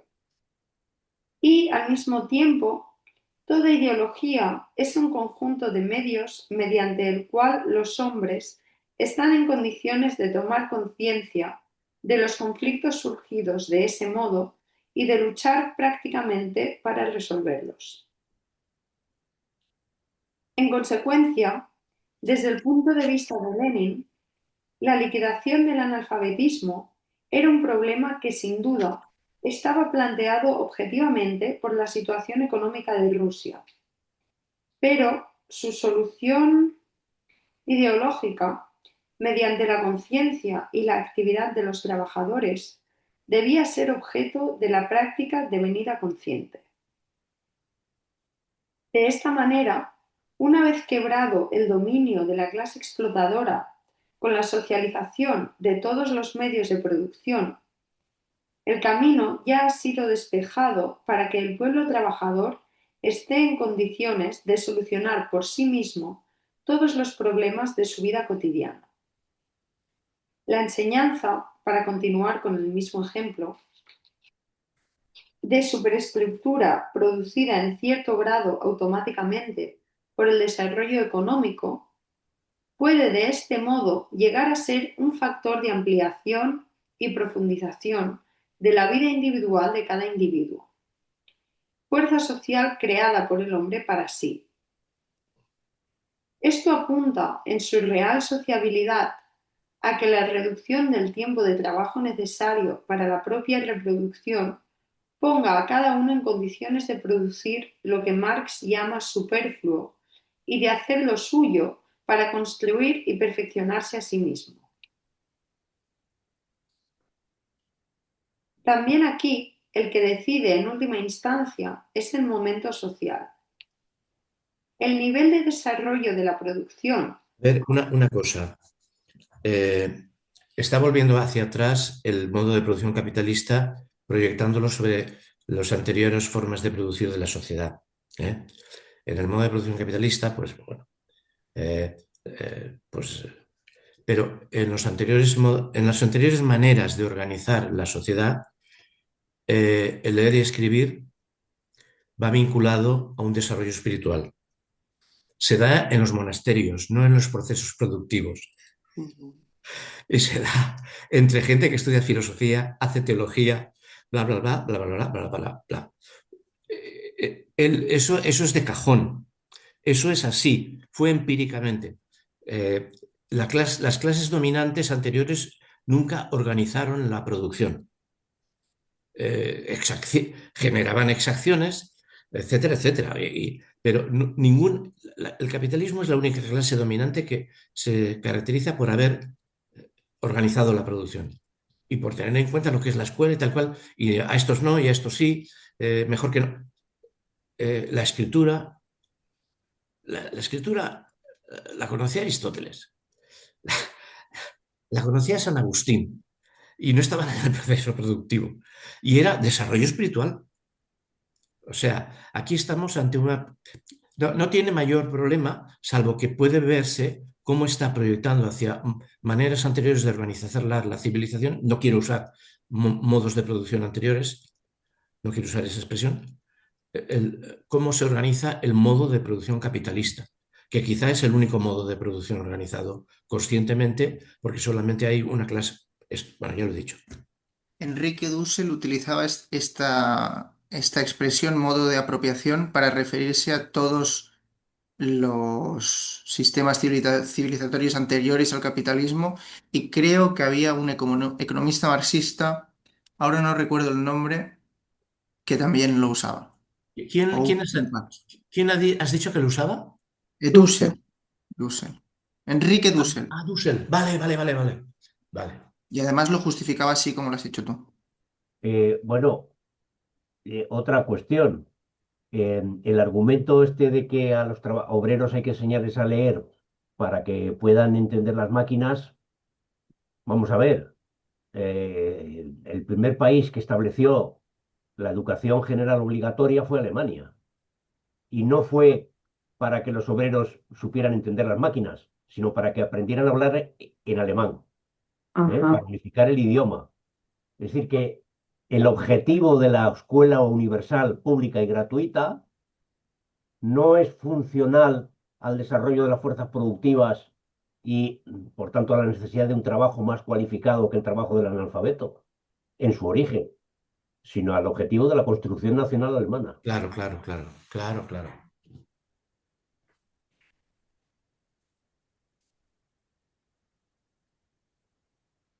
¿Y esto sería de qué época? ¿Los años 50 del siglo Los años XIX? 70, no, los años 70 del siglo XIX. Los años 60, vale. Vale, vale. Cuando ya Creo que fue Prusia... bueno, 78, 80, por ahí, es cuando se declaró la escuela pública universal y gratuita. Claro. El marxista economista que decía que también lo veía así, creo recordar, es Paul Suisy. Suisy. Vale. Vale.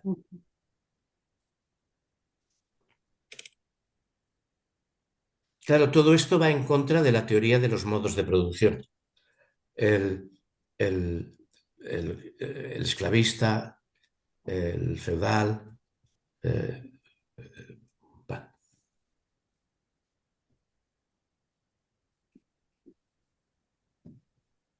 Paul Suisy lo llamaba una fetichización del concepto de modo de producción y criticaba eso en los marxistas de su tiempo. Vale. Bueno, fue Vale. un grande.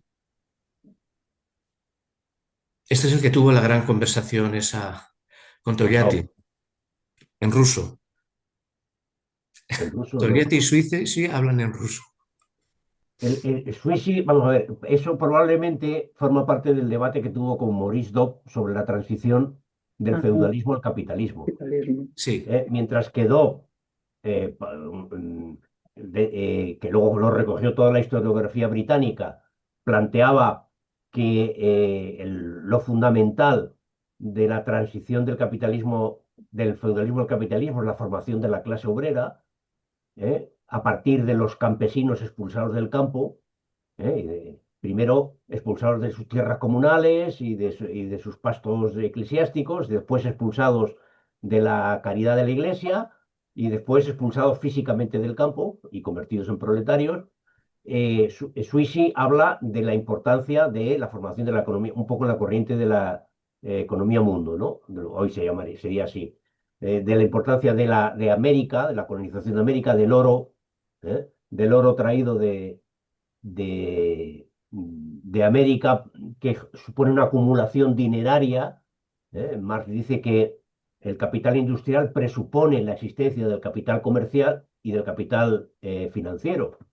Y bueno, pues ese capital financiero se ha formado y ese comercio se ha formado con América y todo esto. Que un poco es la discusión entre si es el capítulo penúltimo o el capítulo último del tomo 1 del Capital, donde está, en el que hay que fijarse para ver dónde está el origen del capitalismo. La desposesión sería en el Por capítulo. tanto, Dobb era más en la línea de un modo de producción es sustituido por un nuevo modo de producción y Sweezy menos. Quizá por eso dice esas cosas. Vale. Hace poco tuvimos un intercambio en un foro nuestro de SpyMass al respecto, ¿no? Claro, entre nosotros somos bastante Thomson, Hobsbawm, Christopher Hill, etcétera, ¿no? Eso es Dobb. Eso es Eso es Dobb. todo. Sí. Y a Sweezy quien le dio un buen palo no fue Dobb, que era un señor muy educado y que siempre iba con corbata, sino el historiador este más reciente, el que habla contra el marxismo smithsoniano, que tiene un artículo en la New York Brenner. Review. Brenner. Brenner. Brenner es el que le da unas bofetadas tremendas, ¿no? Sí. Es el gran divulgador de la teoría, porque quedó muy aislada, ¿no? Entre los británicos, bueno, en su momento. Pero bueno, Sweezy,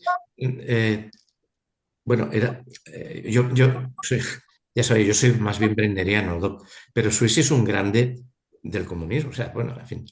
Y también sabía ruso. Bueno, dejémoslo, Sí, ya sí, está. sí. Muchas gracias. Estoy cada vez más viejo. Y tenía mucha pasta, herencia de ¿Eh? su padre. ¿Qué? Que tenía mucho dinero, lo que le permitió dedicarse a lo que le gustaba, que era a debatir este tipo de chorradas, sin tener que trabajar, y a montar la revista mensual y todo eso, Vale, claro, la claro. Monthly Review. Sí, sí, sí. Mientras que sus compañeros tenían que currar, el Baran y el Hobbes, el Magdoff y el Leo Huberman antes de que se muriera, Sweezy no, era un señorito. Estuvo en la universidad unos años y luego lo dejó. Yo también hubiera querido, ¿eh? Sí, sí. Lo que pasa es que no pude. Em, Bueno, ¿podemos seguir? Es lateral, pero hacía referencia a esta conversación entre Togliatti y Suisi. ¿Esto se ha editado en algún lugar? ¿Esto está editado, esta conversación? ¿Cuál? La de Este Togliatti, intercambio sí, se sí, editó. ¿Mm? está editada, está editada. Bueno, por lo menos resúmenes de lo comentados, sí. Se le pregunta a Togliatti qué revolución es la que está haciendo y Togliatti le dice, ¿qué quiere usted que hagamos? Claro, están las bases ¿Y qué haría usted? estadounidenses. ¿Y qué haría eh, usted si estuviera aquí? ¿Y qué haría usted si estuviera aquí? exacto, ¿qué haría usted si estuviera aquí? ¿Qué haría usted si estuviera en mi lugar? Esa fue la pregunta que...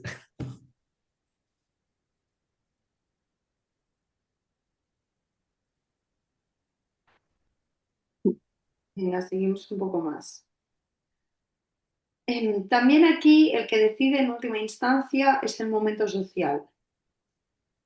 El nivel del desarrollo de la producción como disminución del trabajo necesario para la autorreproducción de los trabajadores. Esto ya lo he leído, ¿verdad? Y la disputa ideológica acerca del volumen y el contenido de lo superfluo son fenómenos sociales, determinados objetivamente. Su resultado no puede ser más que social. Sin embargo, y es aquí donde se relaciona este complejo de problemas con la democratización, estos resultados sociales no pueden alcanzarse cuando su producción por la actividad social de los individuos simultáneamente desarrolla a estos últimos como personalidades. Perdona, cómo has leído ¿qué has leído? ¿No solo pueden alcanzarse o solo pueden alcanzarse? Estos resultados sociales solo pueden alcanzarse. Vale, vale. A lo mejor he dicho no, porque yo a estas horas ya me cuesta. Perdón. Habíamos ya citado la observación de Marx según la cual el reino de la libertad implica el desarrollo de las fuerzas humanas, que vale como un fin en sí mismo.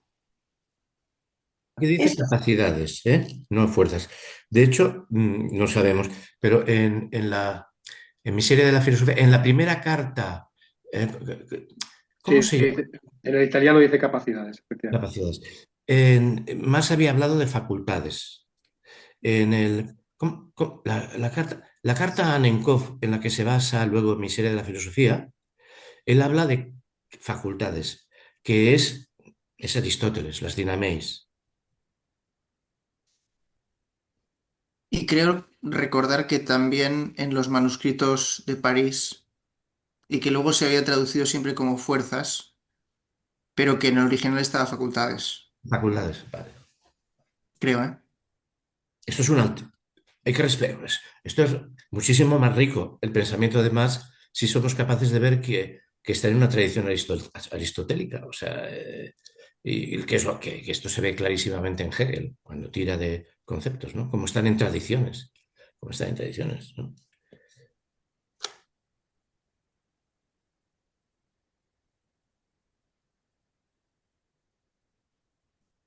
Bueno, ya que estamos aquí, que yo no dudo de que Marx caracterizara el reino de la libertad de la forma que lo comenta aquí, ¿no? Desarrollo de las facultades humanas que vale como un fin en sí mismo, ¿no? Otra cosa es que nosotros estemos de acuerdo o no con esa noción del reino de la libertad. Yo personalmente no estoy de acuerdo, pero bueno,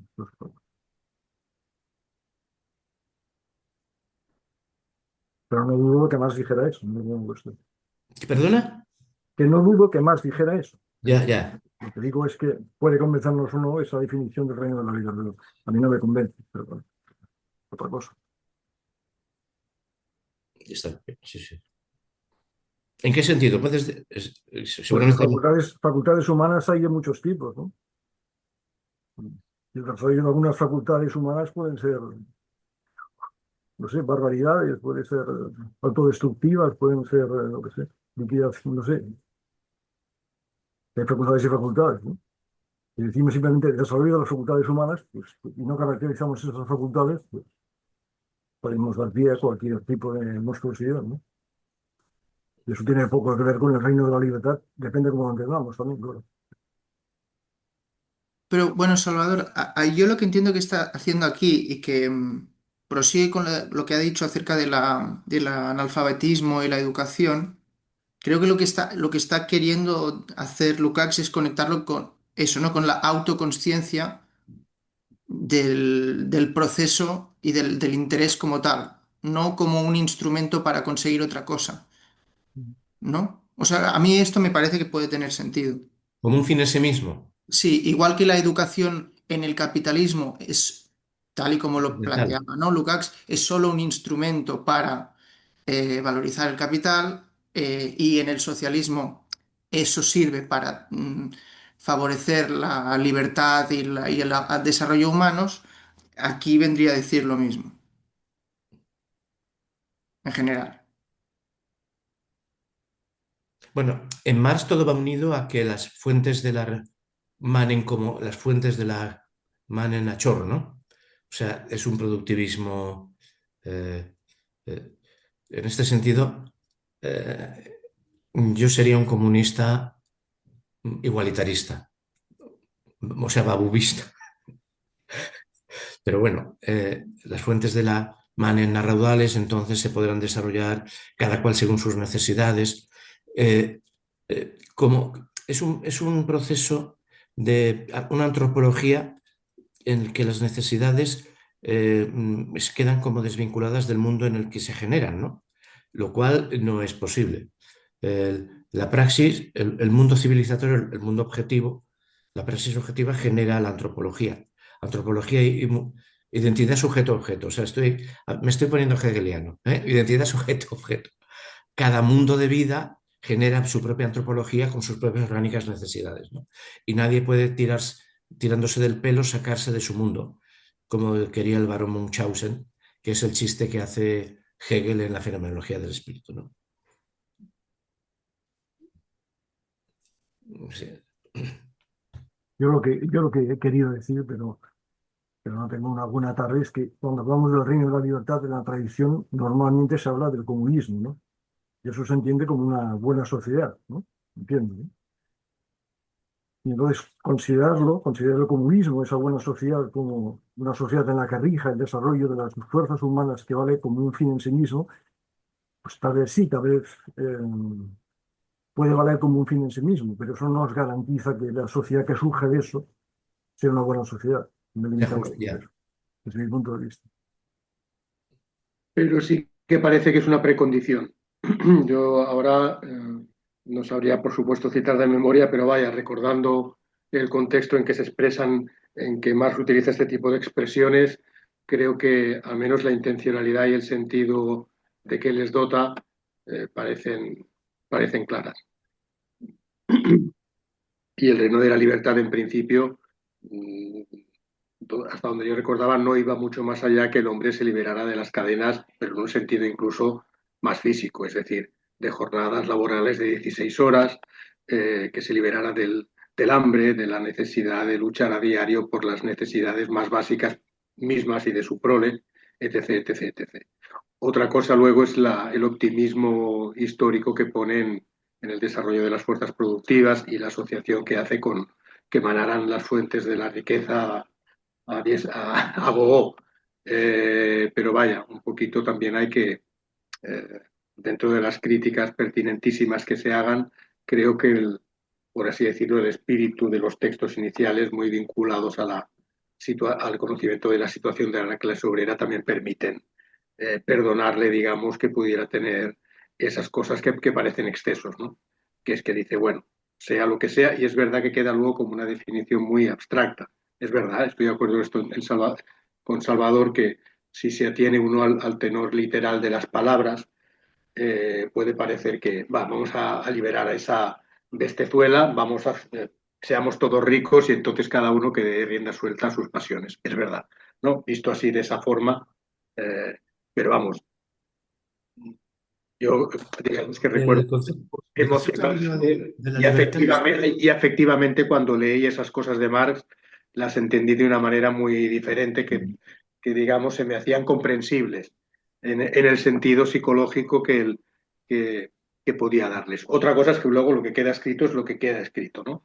Y el conjunto de la producción teórica es el conjunto de la producción teórica, que es la que le da sentido. Pero vamos, el sentido político, social, emocional un poco que le daba a esas expresiones, que no creo que deba ser dejado de lado tampoco, permitía entender, ¿no? Cuál era el sentido, ¿no? O alguno de los sentidos que podía tener la expresión. Y bueno, creo que esto ya lo habíamos discutido hace unos meses, cuando había salido ya el tema del reino de la necesidad y el reino de la libertad, pero yo sigo pensando que se podría cuestionar incluso esa distinción entre el reino de la necesidad y el reino de la libertad en una sociedad libre, igualitaria, etcétera, etcétera, tal y como lo estamos planteando, porque en tal caso también la vida dedicada a reproducir el mundo humano también tendría un fin humano en sí mismo. O sea, que a mí me parece que esto también es cuestionable, que si en nuestra vida cotidiana la actividad que destinamos ¿no? a metabolizar con la naturaleza y todo eso, para mí eso también puede ganar un fin en sí mismo. No sé. Eh, El reino de la libertad es un concepto hegeliano. Está en Hegel. Igual que el poner las cosas sobre sus pies. Está, que se lo atribuyen a más, no, está en Hegel. Bueno, el reino de la libertad para Hegel, tengo que hacer una traducción, es el reino de la sociedad autorregulada. Él usa entonces la palabra Estado, cuando todavía el Estado es lo que él cree que está ocurriendo en la época napoleónica, no cuando de repente en 1824 ve cómo surgen unos exoesqueletos que son los únicos que pueden sostener la sociedad, porque las familias, dice él, las familias están en constante competencia económica. Entonces hay que generar un exoesqueleto que haga que se sostenga, o sea, la clase funcionarial que ayudará a sostener.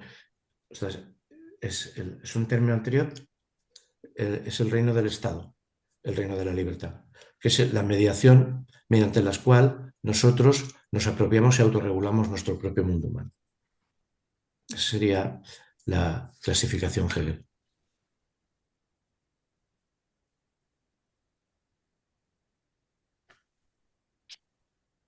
Gramsci le llama la società autorregulata. Nunca habla, se dice, no, porque estaba en la cárcel y no podía escribir según qué cosas. Bueno, filosofía de la praxis, cuando quiere pone marxismo. Él dice que es filosofía de la praxis. Pero entonces, Joaquín, tal y como lo planteas tú, este mundo de la libertad no tendría por qué ponerse como en una frontera contra el tiempo de trabajo necesario para la propia reproducción, No, ¿no? no, No, no, no necesariamente tendría que partirse. no. Claro, Es que Yo Lukács creo, lo hace así. yo creo que en el sentido marxiano es simplemente que tiene que estar desligado de elementos de opresión, de heteronomía, y que debe eso, darse de recuperación de autonomía, de democracia, de democratización. Yo creo que en es. eso Hegel estaría de acuerdo. No utilizaría la palabra, pero la heteronomía no. Y tampoco la competencia por el reconocimiento, en el que el reconocimiento es poder consumir más que los demás para ser más que los demás. Eso estoy contando ahora principios de filosofía del derecho, que es cuando él, en 1821, por primera vez, después de haber leído a Ricardo, a Smith y a Say, está explicando el capitalismo. Y donde la gente, el reconocimiento no es reconocer a otro como tu igual y pedir a los demás que te reconozcan como su igual, sino poder tener más consumo. Y dice, y es una sociedad en la cual se generan constantemente nuevas necesidades de consumo, porque uno quiere consumir todo. O sea, la teoría de las necesidades en evolución está en Principios de Filosofía del Derecho, parte 3, la Sittlichkeit, o sea, la sociedad, la eticidad y la sociedad civil, la familia, la eticidad, la parte tercera de Principios de Filosofía del Derecho. Y es que si Marx, en lugar de leerse solo el capítulo final de esa parte, que es lo que hace para Crítica de la Filosofía del Estado en Hegel, leerse el último capítulo, hubiera leído lo que es la Sittlichkeit, o sea, la eticidad y todo esto, hubiera ganado. Hubiera ganado. No hubiera sido un joven hegeliano. Hubiera sabido lo que es Hegel.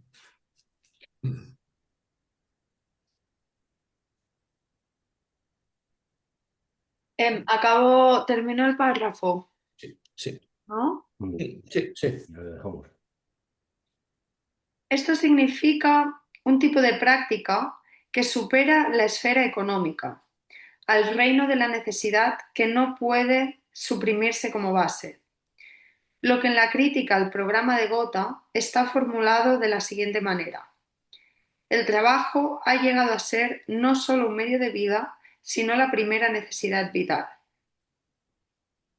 Vale, podemos quedar hasta aquí. Lo que decía Gerard, relacionado con lo que decías. Lo dejamos aquí, ¿no? Esto lo había tratado por si quisierais volver atrás. Yo estoy en la 127, en la 85. O sea, para mí hace unas 40 y pico páginas, poco después de comenzar el capítulo 2. Pero bueno, es igual, ya está. Bueno, yo pongo fecha jueves 26. 26. ¿En qué página de la edición en español estamos? 127. 127. No, Al en la final del mía, Ya, en la mía es la para- mía es la 106. 106 también, sí. Depende de La la mía. edición, 127 o 106. 106, 127, italiano 89. Así lo incluiré en el aviso porque hoy no lo he podido hacer porque no las tenía referenciadas. Bueno, señores, Vale. pues podemos Bueno. cortar la conexión popular, el Connecting Bien. People,